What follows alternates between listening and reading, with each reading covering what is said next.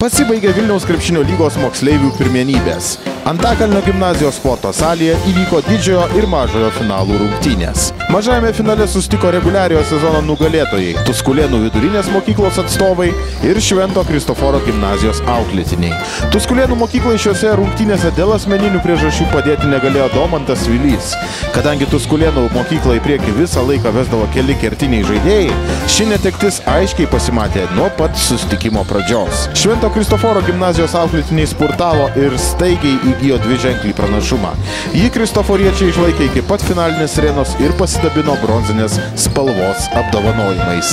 Nors Tuskulėnų mokyklos atstovai dar turėjo galimybių sugrąžinti intrigą, svarbiausiais momentais jų metimai skriejo pro šalį. Šiame susitikime aiškiai matėsi Švento Kristoforo gimnazijos moksleivių ūgio pranašumas. Kristoforiečiai dominavo po varžovų krepšiu, atsikovodami net 25 kamuolius puolime. Po susitikimo mintimis pasidalinti sutiko Švento Kristoforo gimnazijos kapitonas Nojus Vaikšnoras ir Tuskulėnų mokyklos idėjinis vadas Žygimantas Čėnas.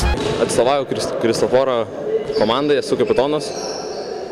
Šiandien užėmėm 3. vietą po įnirtingų varžybų. 13 taškelių laimėjom ir noriu padėkoti savo komandai, kuri praleido tik 59 taškus. Ir pusfinalį netaip gal susiklostė, kaip planavom. Pralaimėjom prieš Vilniaus Žirmūnų gimnaziją. Šitos varžybos priklausė nuo mūsų gynybos, nes žinojom, kaip apsiginsim, taip ir bus. Ar laimėsim ar ne. Tai tiek. Taip, tai pasibaigė pirmasis ir tikimės kasmetinis VKL mokyklų čempionatas. Labai dėkojam pagrindiniam ir rėmėjam turnyro ir patiem organizatoriam VKL-ui už suorganizuotą finalinį ketvirtą, už įteiktus prizus, už galimybę naudotis svetainę ir matyti, toks pirmas buvo čempionatas, kur visi rezultatai buvo pateikiami internete. Iš tiesų varžybų buvo labai daug, sužaidėm per čempionatą 10 varžybų. Tikrai patys puikiausiai įspūdžiai, labai daug kovų, daug jaunimo rinktinių žaidėjų žaidė. Lygis buvo tikrai aukštas, tik truputį nuliūdino tai, kad reguliariam čempionatui pralaimėjus vienintelės varžybos ir pirmą vietą užėmus tenka tenkintis mediniais medaliais. Ir tas truputį liūdina, bet, mūsų sudėtis, kai yra jauniausia, be keitimų žaidėm, be centro puolėjų, tai gal ir pilnai suprantam.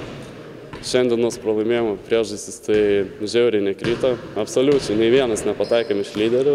Vienintelis žaidėjas šiandien metė. O prieš mūsų zoną tiesiog varžovai labai protingai žaidė. Prasintinėjo kamuolį prabaudą. Ir jiem tai pavyko, nes turėjo ganėtinai didelį ūgio pranašumą. Ir sveikinam nugalėtojus. Ir sveikiname šiaip ir antros, ir pirmos vietos nugalėtojus. O visą čempionatą vainikavo didžiojo finalo dvikova tarp Antakalnio ir Žirmūnų gimnazijų. Nuo pat pirmųjų minučių iniciatyvą į savo rankas perėmė svečiai iš Žirmūnų gimnazijos. Vedini Vytauto Saulio žirmūniečiai vis nutoldavo nuo Antakalnio rajono atstovų, vos tik šiems spėjus prisivyti. Visgi prieš ilgąją pertrauką Antakalnio gimnazijos žaidėjai su Deividu Juršėnu priešakyje sugebėjo atstatyti lygybę 50-50. Trečiąjį ketvirtį vėl spurtu pradėjo žirmūniečiai. Visgi antakalniečiai nesutriko ir sugebėjo dar kartą išlyginti rezultatą.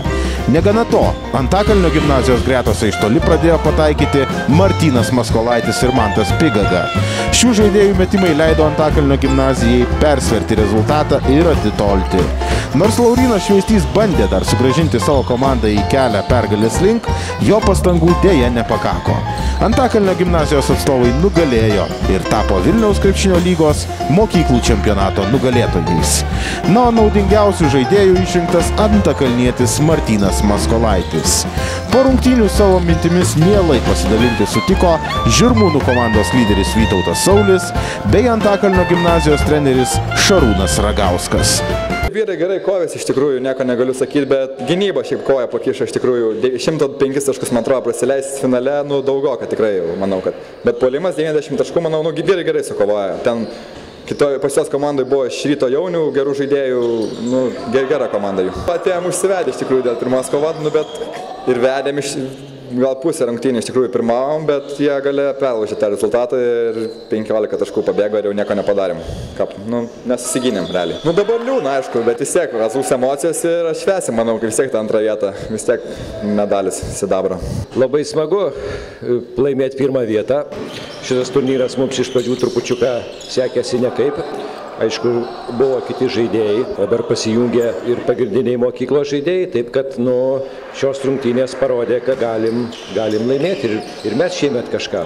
Rungtynės buvo įtemptos, kaip matėt, daug kartų rezultatas buvo lygus ir taškas į tašką galima, kaip sakoma, pasakyti, jos vyko.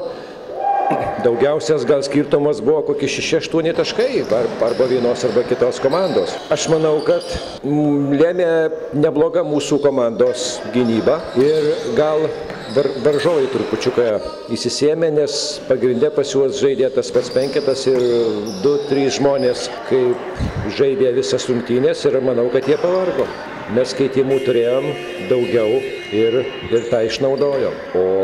Ir pabaigoje labai gerai sužaidėm, labai gerai porą kartų apsigynėm, užpuolėm, pelnėm taškus. Man tas mūsų visas rungtynės mėtė trupučiuką pro šoną, tačiau pabaigoje įmetė taškus, kurių labai reikėjo. Taip kad džiaugiamės pergalę ir tikimės, gal kitais metais toks turnyras vyks. Vilniaus krepšinio lygos moksleivių taurė pasibaigė skambiu akordu. Čempionato nugalėtoja Vilniaus Antakalnio gimnazijos komanda gavo šansą susirungti su puikiai žinomų žmonių kažkur matytų klubu. Šios komandos gretose pasirodė tokie žinomi veidai kaip Eurovizijos atstovas Vaidas Baumila, dainininkas Petras Daunys, krepšininkas Augustinas Vitas arba mėgėjų krepšinio monstras Dainius Novickas. Susitikimas prasidėjo nerezultatyviai ir po pirmųjų 10 minučių Antakalniečiai pirmavo 16-15, tačiau visi kiti ketvirčiai jau priminė NBA varžybas. Daug gražių epizodų, dėjimų, metimų ir po 3 kėlinių atrodo, kad kažkur matyti turėtų švęsti pergalę.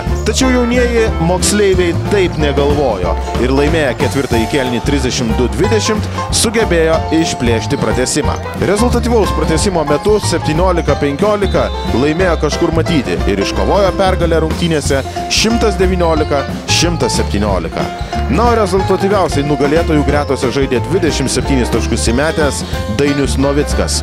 21 pridėjo dainininkas Petras Daunys, 20 pelnė Paulius Joneliūnas. Eurovizijos atstovui Vaidui Baumilai šį kartą nesisekė taip gerai, kaip jisai norėtų, jisai pelnė 5 taškus. O moksleivių gretose sėkmingiausiai pasirodė 31 tašką įmetęs Mantas Pigaga. 28 pridėjo Deivis Juršėnas ir dar 24 varžovams atseikėjo Matas Jogėla. Vilniaus krepšinio lyga dėkoja čempionatą surengti padėjusiems Taurui Vilūnui bei Žygimantui Čėnui už puikią parodytą iniciatyvą, taip pat visoms komandoms už šaunų čempionatą, ir žinoma kažkur matytų klubui už bendradarbiavimą ir draugystę. Žodžiu, labai malonu žaisti su Vilniaus krepšinio lygos moksleivių taurės čempionais. Puikiai komanda, labai gerai žaidžia. Štai mes laimėm kol kas, bet žiūrėsim, kaip tos rungtynės baigsis. O šiaip smagu pasižaisti, pasisportuoti, palakstyti. Vasaros metu jau truputį gal praradę tą entuziazmą sezono, bet puikiai treniruotė šiaip, labai gerai.